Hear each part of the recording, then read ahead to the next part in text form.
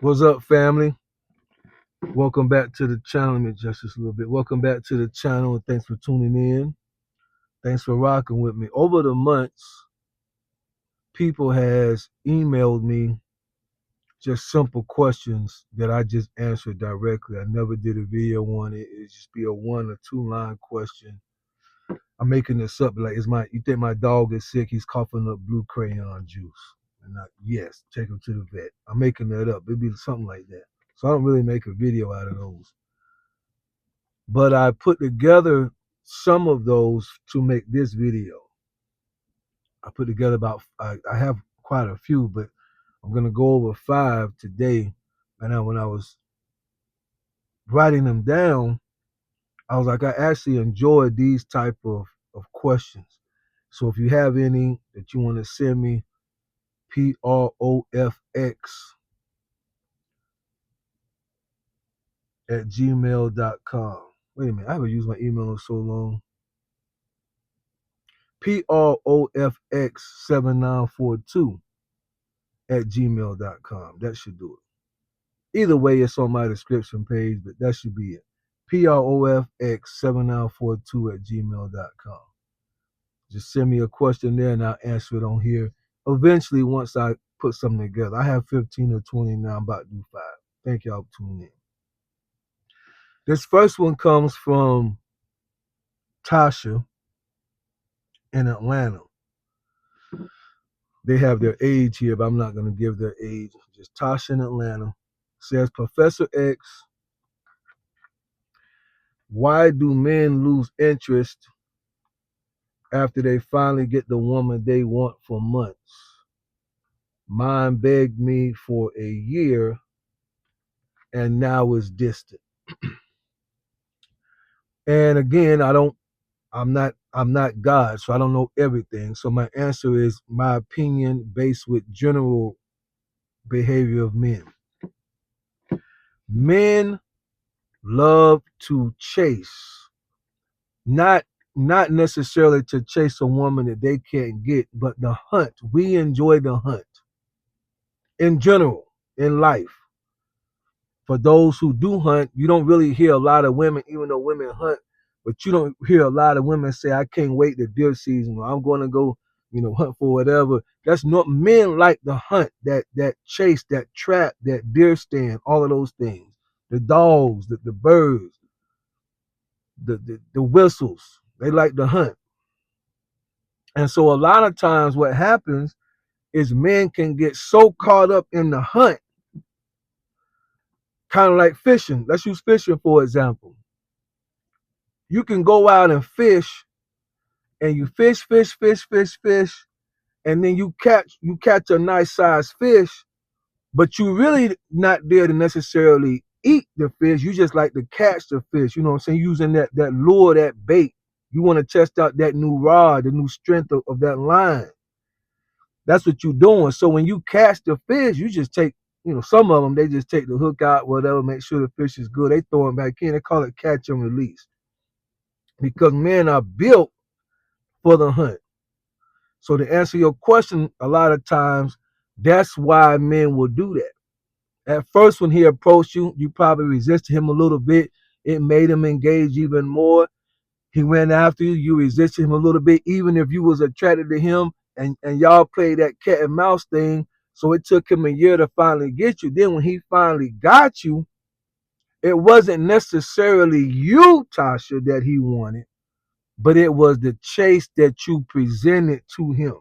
Had you not, and this is crazy, but had you not given in, he'd still be chasing you to this day. But y'all would have never had a relationship, so it's that's what you have to deal with. But men like to chase, especially if they're not serious and they're just out there and you offer resistance and you're nice looking and he want to see, can I get her? Can I have her? Can I use my skills, my talents? Can I use whatever it is that he has? Am I able to pull her?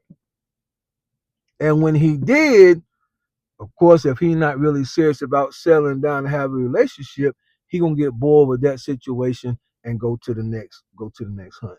So I hate to tell you that, But the distance that you feeling is because he's not chasing anymore. He has you. So he's becoming distant until it's time to hunt again. The next one comes from Marcus out of H-Town.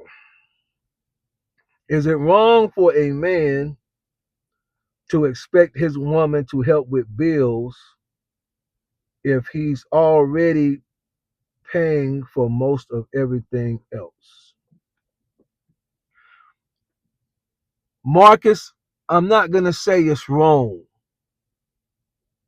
but I am going to say to you and to whoever may be listening, that's a conversation that must be had before y'all move in together. Because what you're running into is a difference of expectations. Because you're paying most of everything else, your expectations is she ought to be able to help me out because she's working. I know how much money she's bringing in. She's bringing in 80,000. She bringing in 50,000. She bringing in 20,000. Whatever. She got $1,000 a month in food stamps. She got some SNAP. So she ought to be able to buy the groceries if I'm paying for everything else, right? I'm just using that for an example. Her expectation coming to the relationship could be the man pays for everything regardless of what I make, regardless of what I bring to the house. Now, as long as both people are in agreement with whatever it is, then it's okay. But you have to be in agreement first. That's what I want people to understand. That comes from a biblical principle where the Messiah says, how can two walk together unless they be agreed? That's past tense. You have to agree which way you're going before you start walking. That's a biblical principle. So a lot of times you get in these situations, y'all ain't agreed on nothing. You just expect because they head over heels for you, you head over heels for them, it's all gonna work out, and it don't work that way. So that's why. My opinion, me personally, if the woman is working, there should be some kind of contribution. Now I'm gonna take the major things. I'm gonna take, the mortgages and these major things, but she ought to be able to buy groceries. She ought to be able to pay a light bill. She ought to be able to pay, internet. She ought to be able to pay for something.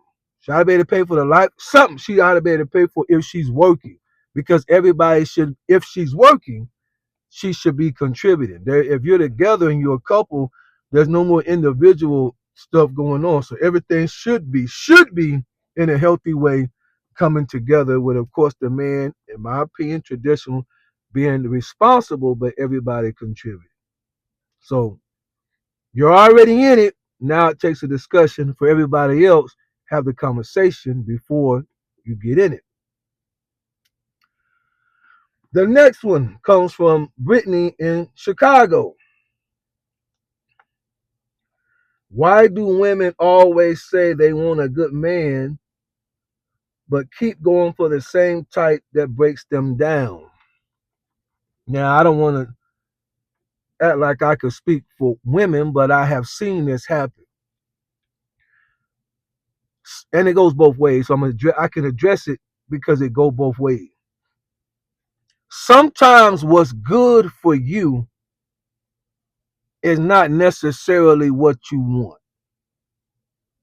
And so you will put yourself in a position where you're going to attract or go after what you want versus what you need. If you drive 2 hours a day to work, what you need is a car with good gas mileage and reliable. You need a Toyota Camry, you need a Honda Accord. That's what you need. But what you want is a F-250 truck. What you want is a dually. What you want is a S-Class Mercedes. See the difference? So what you gonna go after naturally is not gonna be most reliable or easy on the gas. You're gonna go after what you really want, which is not what you need. That's what women and men do. Women know deep inside, I want a man that cares about me.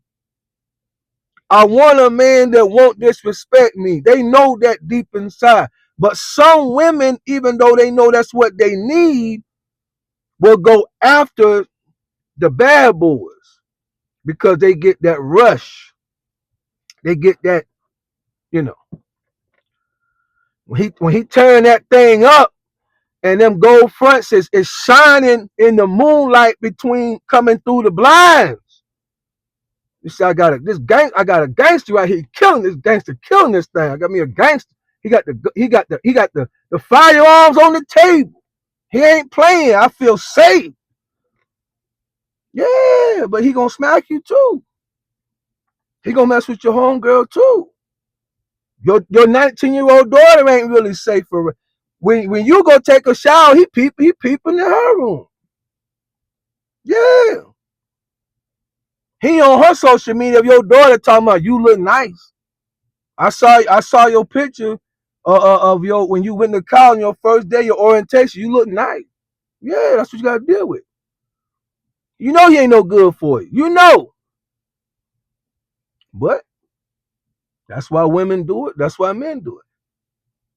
Men will do it based on how she look. So they'll take the nasty attitude if her body right. She got that rat. She got that placard in the back. Or if you like them flat, she ain't got that. Everybody likes something different.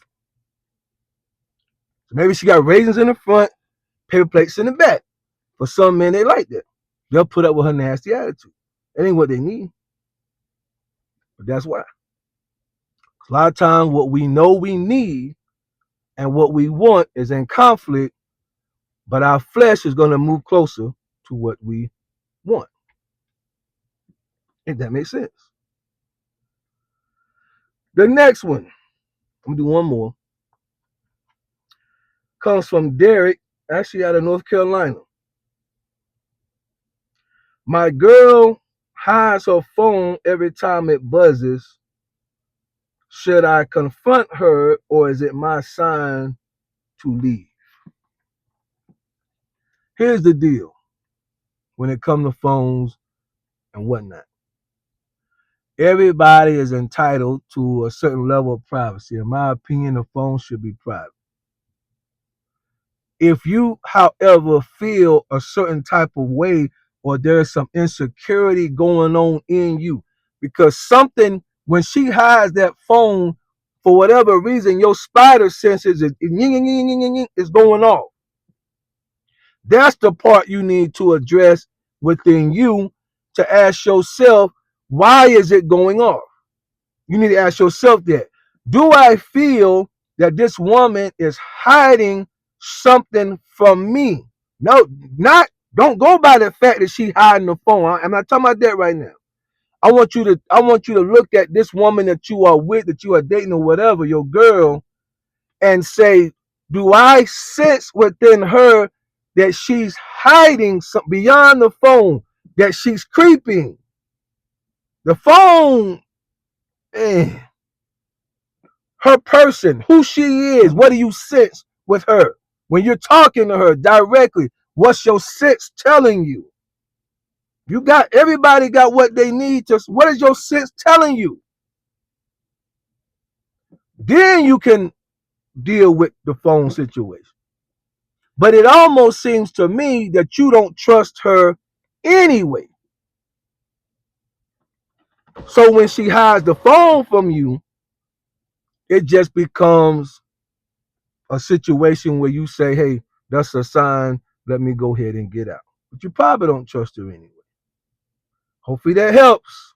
Bye.